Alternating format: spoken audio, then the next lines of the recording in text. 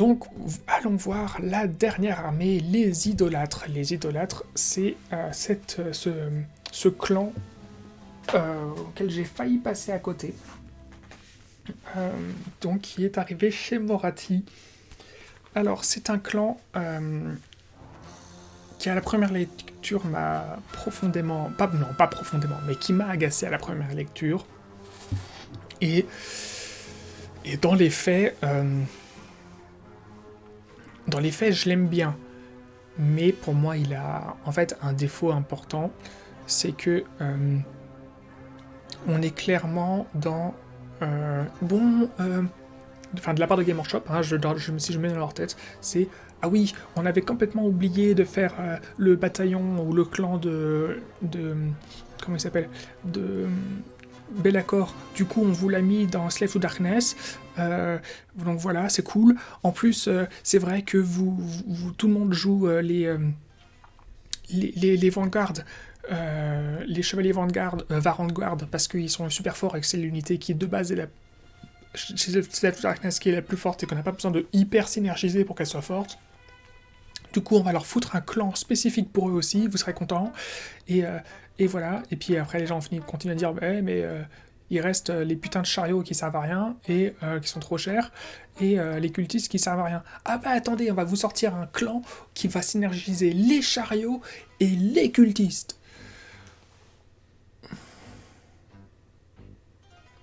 Et sinon, vous faites des errata et vous rajoutez ce qu'il faut à l'un et à l'autre pour qu'ils soient viables dans n'importe quelle armée, plutôt que de rajouter un clan qui soit spécifique pour eux, où ils soient viables éventuellement que dans ce truc-là. Et c'est con, parce que du coup, ça nous force à les jouer dans une seule combinaison possible. Et c'est relou.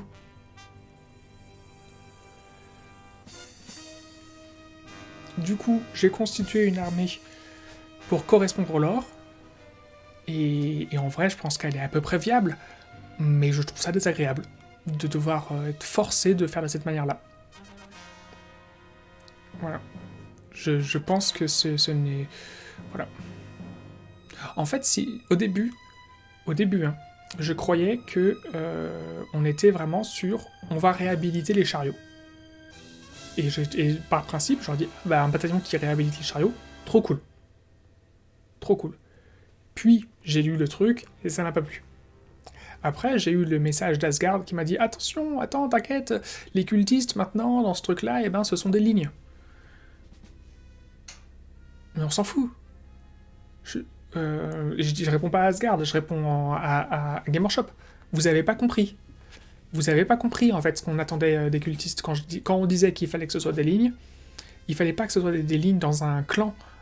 Il fallait qu'il puisse être des lignes données par un héros, pour qu'on ait envie de jouer la synergie de ce héros avec ces trucs-là. Parce que le problème d'un clan qui est basé notamment sur les chariots, etc., c'est que de toute façon, les autres troupes, en général, elles n'ont pas de problème, les Slave to Darkness, toutes les autres troupes, à part les cultistes, sont des lignes, et à part les chariots. Et les Chaos Chosen. Mais en fait, tous les maraudeurs à pied ou à cheval sont des lignes, les guerriers du chaos et les chevaliers du chaos sont des lignes. Donc, Slave to Darkness, on n'a pas de problème pour trouver des lignes. Par contre, si on voulait... Le problème, c'est qu'on ne pouvait pas faire une armée full cultiste. C'était ça le problème. C'est que c'était pas possible, en fait, d'envisager une armée full cultiste. Et là, ce clan-là, il permet pas d'envisager une armée full cultiste. Alors, il est pas si désagréable que ça. Dans l'idée, il est pas si désagréable que ça, parce que on pourrait tout à fait partir sur un principe full chariot, full cultiste. Mais vient le problème, qui est que, donc, le fameux bataillon pour les chariots, c'est le faucheur de fer de Grèche, qui transforme l'un des chariots en seigneur nommé, et c'est cool, ça lui file des super aptitudes et tout ça, et il est vraiment fort. Le seul problème, c'est que les 2 unités obligatoires pour l'accompagner, c'est forcément des Gorbis chariots. Et c'est ça, le problème. Actuellement, les Gorbis chariots, ils sont trop chers. Ils sont au moins 20 à 30 points trop chers. C'est-à-dire qu'en fait, actuellement, les Gorbis chariots, même, ils sont moins bons que les chariots de base. C'est-à-dire qu'en fait, si on... Déjà, les chariots de base,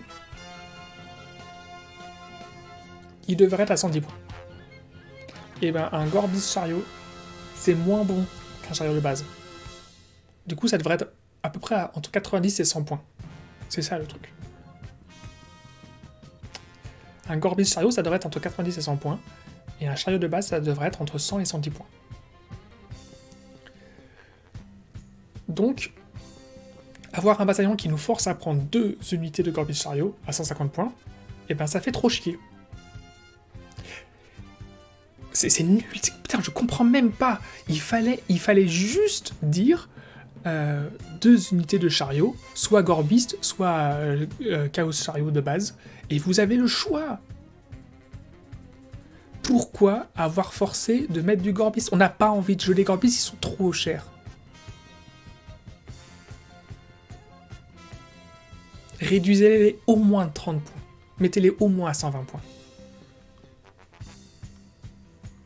Donc voilà. Donc je suis salé. Je suis salé parce que, encore une fois, c'est pas suffisant, c'est pas pensé, c'est pas tout ça. Bon, allez, je vais vous dire le truc. Parce qu'en plus, le lore, il est stylé, enfin, tout ça, ça me fait chier, quoi. Idolâtre. Partout où se dressent les symboles profanes du chaos, on trouve des foules d'idolâtres. Ces orateurs frénétiques des puissances de la ruine souhaitent diffuser leur foi dérangée au plus grand nombre, en renversant les fausses idoles des dieux rivaux et en sacrifiant brutalement leurs prisonniers. Donc, lorsque vous choisissez un mot-clé de Légion damnée pour une armée de Slave of Darkness en utilisant le Battle Tome Trait de bataille Légion damnée du Battle Tome Slave of Darkness, vous pouvez choisir le mot-clé idolâtre au lieu de l'un de ceux listés. C'est cette petite phrase-là qu'il aurait fallu mettre pour les autres dans la colère de l'élu. La colère de l'élu. Au moins, on aurait pu savoir si vous nous preniez pour des cons concernant la Légion du Premier Prince. Donc, les traits de bataille des idolâtres. Béni du chaos, ajoutez 1 au jet de prière pour les prêtres idolâtres. En outre, les unités de votre armée qui ont le mot-clé prêtre ont le rôle tactique leader. Ça, c'est cool. C'est cool. C'est cool parce que les prêtres idolâtres, et ben le Chaos War Shrine, il est prêtre idolâtre. Et c'est pour ça que du coup, on a envie de jouer la bande d'Ir Divine dedans. La bande d'Ir Divine qu'on a déjà joué chez les Profanateurs, on va aussi la jouer chez eux, parce que du coup, eh bien, le War Shrine, eh bien, il va lancer ses sorts avec un +1. Et ça, c'est cool. Donc, panoplie de la ruine. Les unités de cultistes idolâtres ont le rôle tactique ligne. En outre, quand vous faites un jet de charge pour une unité de cultistes idolâtres, remplacez le dé le plus bas par un 6. Si le jet est un double, remplacez un des dés par un 6.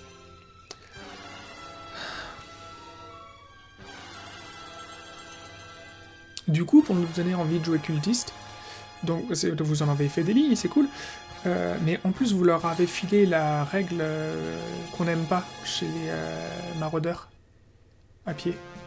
Parce que du coup ça les fait se déplacer plus vite que les maraudeurs à cheval.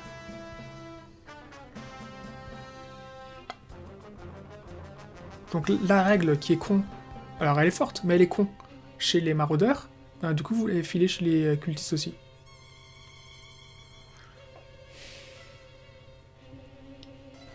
Putain. Seigneur idolâtre.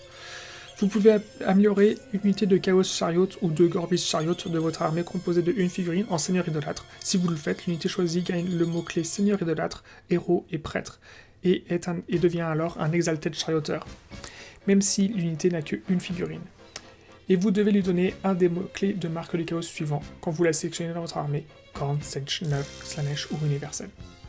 Un seigneur idolâtre connaît la prière du tableau de prière idolâtre, page suivante, qui correspond à son mot-clé du chaos. Du coup, on a 5 prières, avec 5 une pour chaque mot-clé. Et vous allez voir, je vais être salé après. Continuons, on est sur les traits de bataille. Détruisez les fausses idoles. Ajoutez 1 au jet de blessure pour les attaques des figurines idolâtres qui ciblent un prêtre. En outre, vous pouvez utiliser l'aptitude de commandement suivante. Profanation. Vous pouvez utiliser cette aptitude de commandement dans votre phase des héros. Si vous le faites, choisissez une unité d'idolâtre qui est entièrement à 12 ou moins d'un seigneur idolâtre ami et à 3 ou moins d'un élément de terrain faisant partie de l'armée ennemie. Jetez ensuite un dé. Si le jet est supérieur au nombre de figurines ennemies à 3 ou moins de l'élément de terrain, il est profané. Les règles de paysage d'un terrain profané cessent de s'appliquer jusqu'à la fin de la bataille. Les règles... Vous profanez un terrain, et du coup, les règles de paysage d'un terrain profané... Ah, ok. Pardon. Excusez-moi, j'ai failli m'énerver. Mais non, ils ont raison. En fait, c'est pour retirer les effets du paysage d'un terrain profané. Les règles de paysage d'un terrain profané cessent de s'appliquer jusqu'à la fin de la bataille.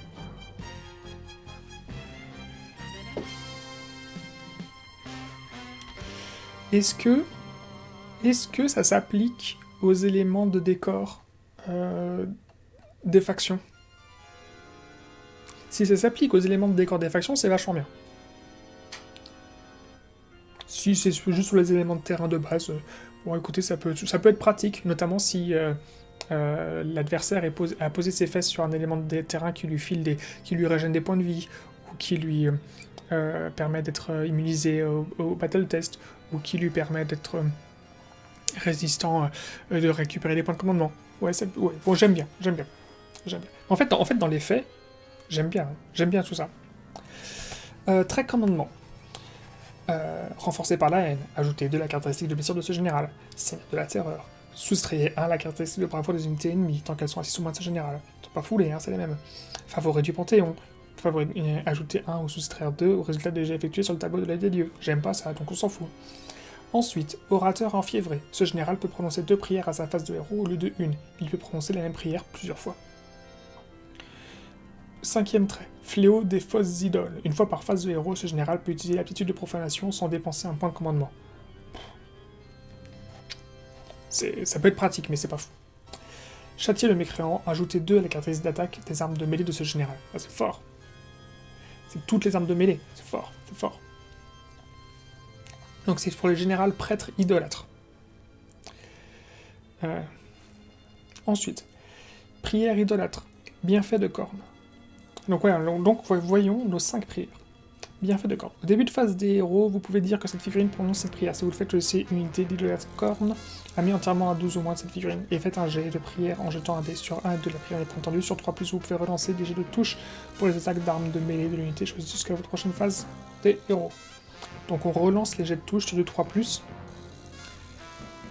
sachant qu'on a ajouté 1 au jet de prière pour les prêtres idolâtres. Donc en fait, c'est pas sur du 3+, c'est sur du 2+. Donc ça, c'est bien. C'est bien que ce soit sur du 2+.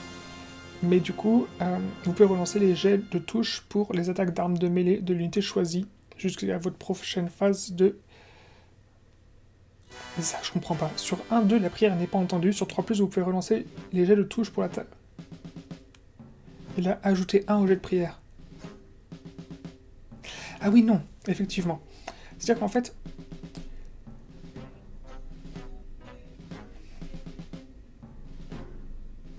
on peut rater son jet que sur du 1. Parce que si on fait un 2, on ajoute 1 au jet de prière et ça fait 3+. Bon. Bienfait de Senge. Donc, du coup, le sort, c'est vous pouvez relancer les jets de touche pour les attaques d'armes de mêlée de l'unité choisie jusqu'à votre prochaine phase des héros. On va prendre le Slave to Darkness et on va comparer systématiquement avec les prières du War Shrine. D'accord ?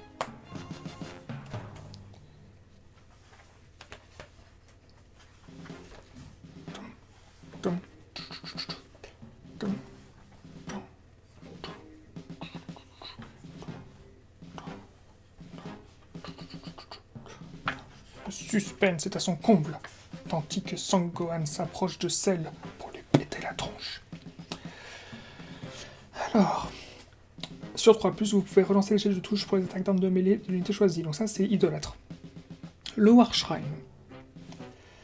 L'idolâtre, c'est une portée de 12, le War Shrine, une portée de 18. Sur 3+, la prière est entendue. Portée 18. Vous pouvez relancer les jets de charge pour l'unité jusqu'à votre prochaine phase de héros. Et corne. Si l'unité choisit le mot-clé corne, vous pouvez relancer les jets de touche pour les armes de mêlée jusqu'à l'unité. Donc c'est la même chose, d'accord? Passons au bienfait de Tsench. Au début de votre phase, donc chez l'idolâtre, au début de votre phase des héros, vous pouvez dire que cette figurine prononce cette prière. Si vous le faites, choisissez une unité idolâtre Tsench, ami entièrement à 12 ou moins de cette figurine, donc entièrement à 12 ou moins. Il fait un geste sur un ou deux de la prière n'est pas tendue, sur 3+, vous pouvez relancer le jet de sauvegarde contre attaque qui est cible l'unité jusqu'à votre prochaine phase des héros.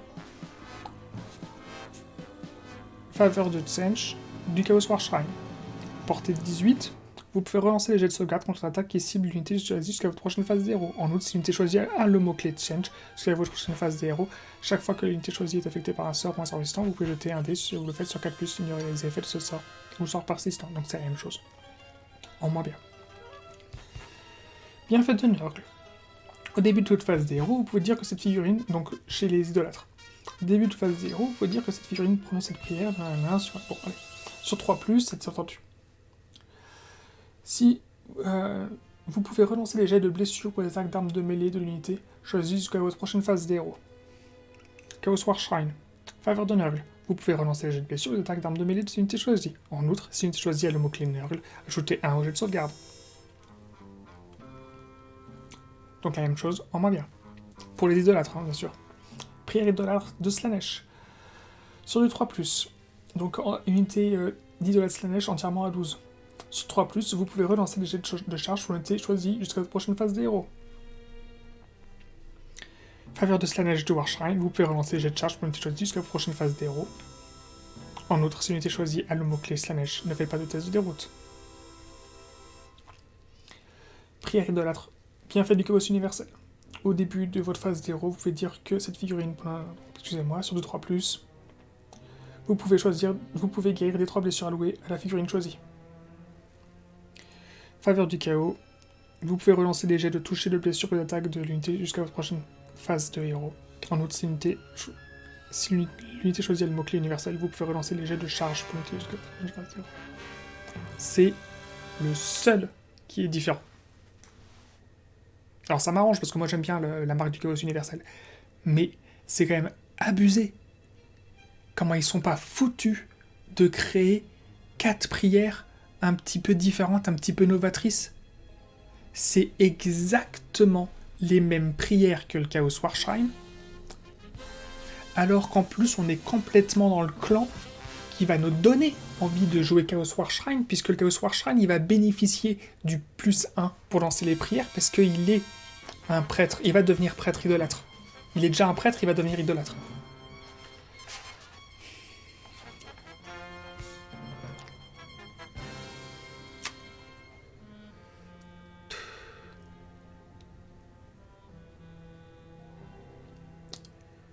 Et donc ça c'est cool, hein. Enfin, en fait, dans les faits, au-delà de ça,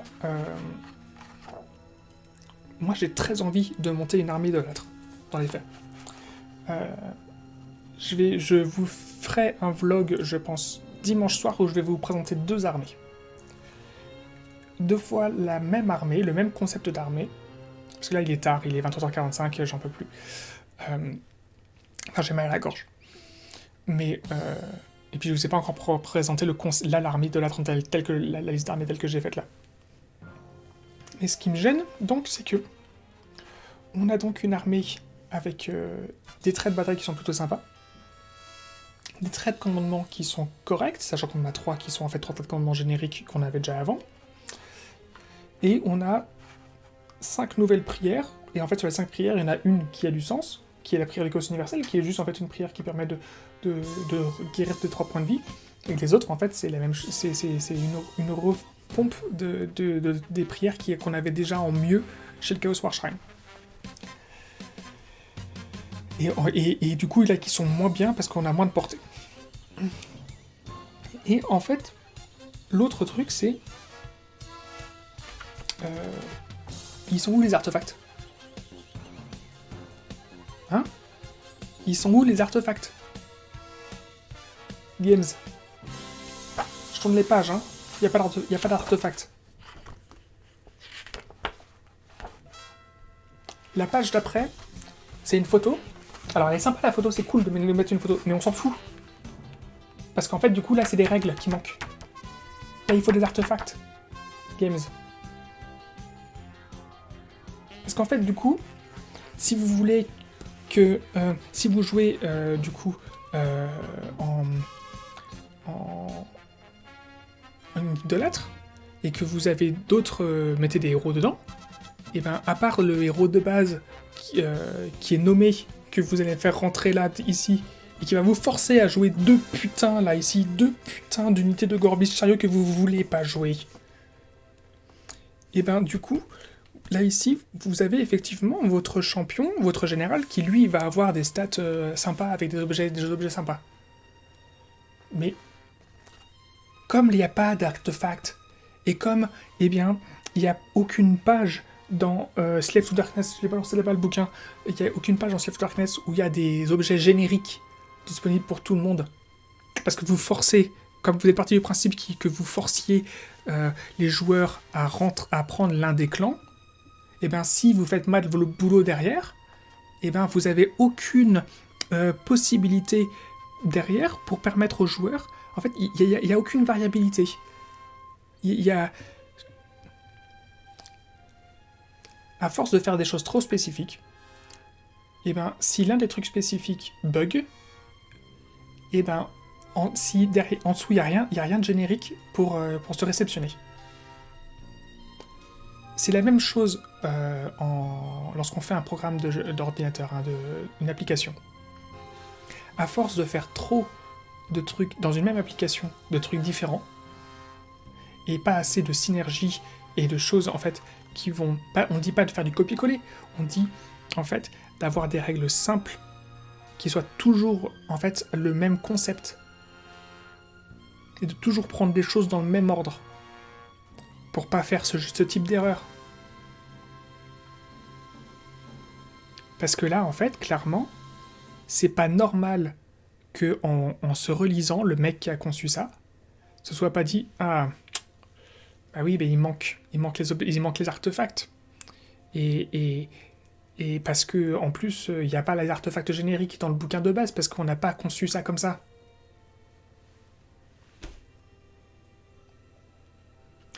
Autant je suis tout à fait d'accord que c'est vraiment cool de pouvoir avoir le choix parmi 6 traits de commandement pour chaque clan, parce qu'effectivement, les traits de commandement génériques qu'il y a chez Stormcast Eternal, comme on joue quasiment systématiquement, c'est pas toujours le cas, hein, mais je pense qu'à peu près 8 armées sur 10 des Stormcast Eternal rentrent dans l'un des Stormhost, à part si on cherche quelque chose de très très précis, une synergie très précise, et du coup on va se faire son Stormhost entre guillemets perso, et du coup on va aller chercher les traits de commandement qui sont génériques, mais alors qu'en fait vous vous prendriez moins la tête, vous seriez moins pris la tête au niveau des Stormhost, des Stormcast Eternal, et vous auriez mis justement le choix entre 2 ou 3 traits de commandement à chaque fois, le choix entre 2 ou 3 objets artefacts à chaque fois, et en plus vous auriez mis une page avec des artefacts génériques,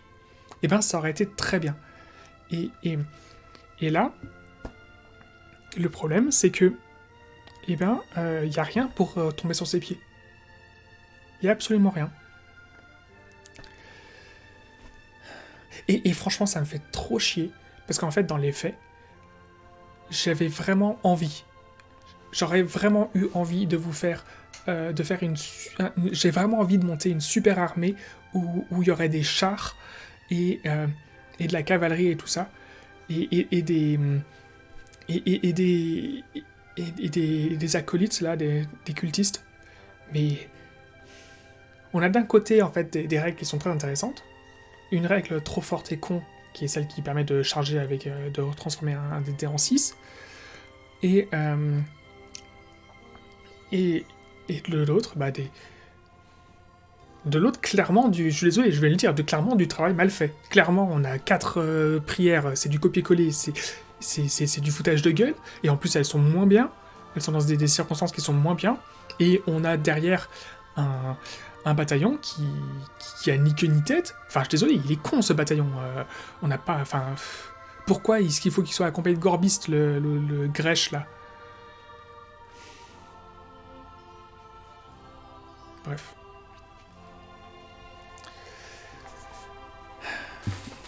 Je sais pas depuis combien de temps je suis en train de m'arriver dessus, je vous ai toujours pas présenté la liste d'armées que j'ai faite.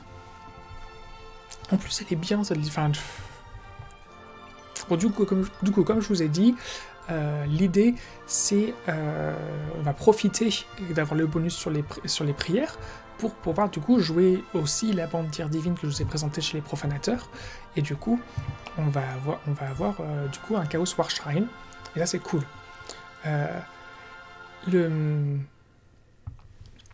On va mettre... on va avoir juste pile 4 unités, une unité de 5 chevaliers et 4 unités de guerriers, à 90 points. J'aurais vraiment voulu pouvoir mettre... alors, en fait, je pense pas que ce soit l'armée, ce concept-là le plus fort. Moi, personnellement, je pense que j'aurais voulu faire autre chose, mais j'ai voulu respecter le lore. Du coup, j'ai mis les Untamed Beasts parce qu'ils sont populaires et également parce que j'ai trouvé que dans le concept, ils correspondaient en fait au lore de Grèche qui est en fait des patrouilleurs. Et dans le concept des prêtres et de la prière et tout ça, machin, et des fanatiques, j'ai mis le nouveau clan qui sont les Sion of Flame, qui sont des prêtres du feu. Et du coup, j'ai trouvé que ça rentrait bien dans le truc. J'ai mis un sorcier sur Manticore parce que c'est cette figurine, pour moi, c'est un must-have. Elle est dans toutes les armées de Slave to Darkness. Elle est trop pratique. Et je me pose même pas la question, en fait, je la mets. Voilà. Il faut un sorcier, ce sera un sorcier sur Manticore à 260 points. Pardon. Voilà. J'ai mis un petit sorcier à pied qui est du coup le héros qu'il faut mettre dans la bande d'Ir divine. Et voilà.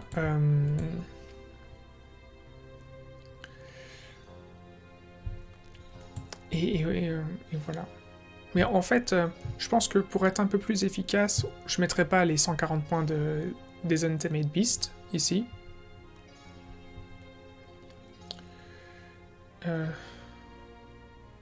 Mais c'est ça qui gêne en fait, c'est que ça, c'est les 300 points de Gorbist Chariot, ils sont trop chers. Bon, je vais pas refaire la liste là maintenant devant vous. Je vais pas refaire la liste là maintenant devant vous. Ce qui est gênant en fait, c'est que du coup, avec la bande d'Ir divine et le faucheur de fer de Grèche, on a 2 bataillons, donc on a plein de points de commandement, c'est cool. Par contre, à côté de ça, eh bien, on n'a pas d'objet. En fait, on n'a pas d'objet magique à donner. En fait, Grèche, il est nommé et c'est son bataillon qui lui donne ses objets magiques. Mais en fait, là, on a accès à 3 objets magiques. Et on peut les donner à personne. On n'a pas accès à 3... Enfin, on a un objet magique de base par armée, plus 2 parce qu'on a 2 bataillons. Et ben, ces 3 artefacts, non. Vous pouvez pas les mettre, vous pouvez pas les utiliser, ils n'existent pas, il n'y a pas de disponibilité pour les utiliser. C'est trop dommage. Bon, on se retrouve quand même avec là actuellement une armée à sens avec 58 figurines et 128 blessures, et donc 170 dégâts, 170 attaques pour un potentiel de 216 dégâts, ce qui est tout à fait correct. On est vraiment dans une moyenne haute par rapport dans les armées que j'ai proposées jusque-là. Et on a 18 Untamed Beasts qui courent au début de la partie, 16 Sion of Flame qui ont un petit peu de tir et tout ça, on a donc des troupes qui sont tout à fait aptes à occuper des objectifs. On a de la cavalerie et des guerriers du chaos qui sont aisément synergisables avec le Chaos War Shrine, sachant que là on est sur une armée qui est en chaos universel, parce que c'est ce qu'il y a de plus fort pour eux, tous, pour synergiser aussi les cultistes. Donc On peut au cas par cas, en fonction du besoin, donner éventuellement un petit truc, soit corne, soit Slanesh. Et encore, je suis même pas sûr. Parce que le Chaos War Shrine, il leur permet de relancer les charges et de relancer les touches.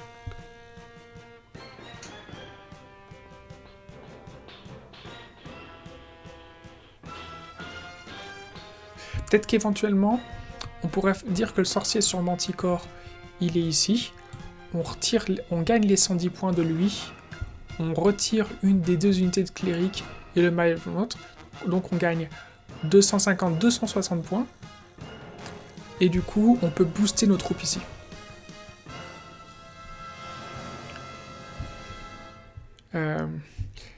Ouais. Alors je sais que je m'étais donné du mal. Non, c'est pas eux. C'est chez qui? Non, c'est pas eux. C'est pas eux.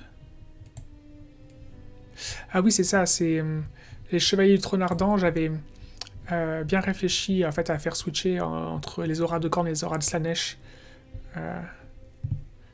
Chevalier du Trône Ardent, du Trône Vacant.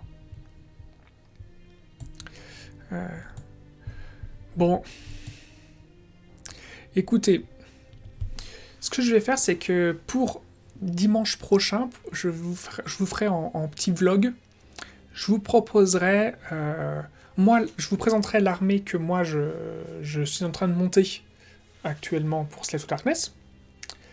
Et je vous proposerai une version de l'armée que je monte chez Slave to Darkness en idolâtre, pour voir ce que ça peut donner. Mais non, on peut pas donner de... Mais non, on peut pas leur donner d'objets magiques, c'est complètement nul. On peut pas perdre 3 artefacts. Derrière, on a la musique toute triste de la mort de Vegeta. C'est parfait.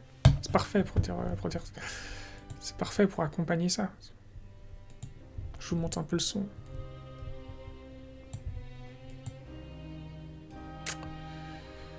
Voilà. C'est... Slave to Darkness, on est vraiment sur l'armée, sur les bouquins de la déception, quoi. Du manque de boulot. Du manque de... Du concept non abouti. Des choses incomplètes.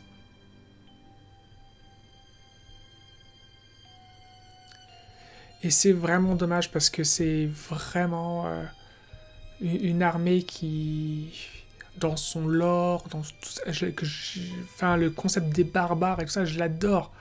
Quand j'étais gosse, il y avait pas beaucoup d'armées qui trouvaient grâce à mes yeux, et donc j'avais commencé par faire de l'homme lézard. Et puis, immédiatement, rapidement, j'avais enchaîné, pas immédiatement, mais j'avais commencé à faire une armée de vampires. J'avais très très envie de me faire une armée de Khemri. Donc ça allait arriver un jour. Bon bah, aujourd'hui, Khemri, c'est les Osiarques. Donc ça se fera. Un jour. Je suis content qu'ils étaient nerfés, parce que tant qu'ils n'étaient pas nerfés, il était hors de question pour moi de les jouer. Et en fait, j'avais qu'une seule envie à l'époque, c'était de faire une armée de 1. Une armée de... une armée d'Attila, quoi,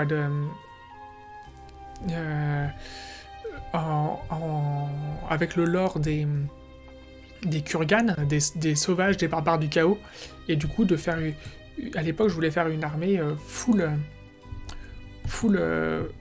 maraudeur. J'avais trouvé ça trop stylé, je trouvais qu'ils avaient trop la classe. Full maraudeur à cheval, avec quelques chevaliers pour faire la troupe de choc.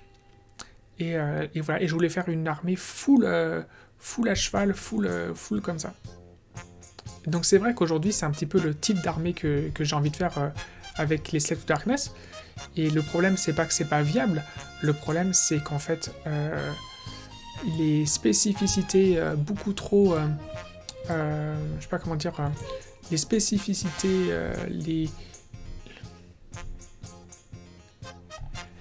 on est beaucoup trop fermé, on est beaucoup trop enfermé dans des petites cases actuellement. Et le problème, c'est que du coup, on manque de règles génériques. On manque d'opportunités, parce qu'en fait, dès qu'ils construisent un truc et qu'ils font une erreur, il n'y a rien derrière de générique qui permet de rattraper l'erreur.